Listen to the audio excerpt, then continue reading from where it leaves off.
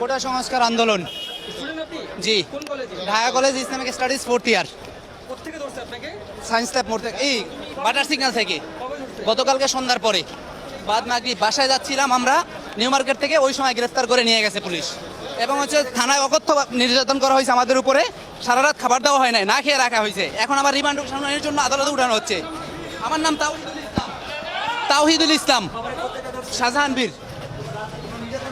হ্যাঁ হ্যাঁ, গতকালকে সারা রাত নির্যাতন করছে, পুলিশ ফাঁড়িতে নিয়ে সারা রাত না খাওয়াই রাখছে। এখন পর্যন্ত কোনো খাবার আমাদেরকে দেওয়া হয় নাই। গতকাল সন্ধ্যায় গ্রেফতার করছে, এখন পর্যন্ত কোনো বিন্দু পরিমাণ খাবার আমাদেরকে দেওয়া হয় নাই। আপনি আমার পুরো শরীর যদি দেখাইতে পারতাম তাহলে বুঝতে পারতেন। আপনি আমার এই ডান পায়ের পাতাটার দিকে একবার লক্ষ্য করেন তাহলে বুঝতে পারবেন। হাঁটতে পারতেছি না, পায়ের তলি থেকে মাথা পর্যন্ত পিড়াইছে দুজনকে।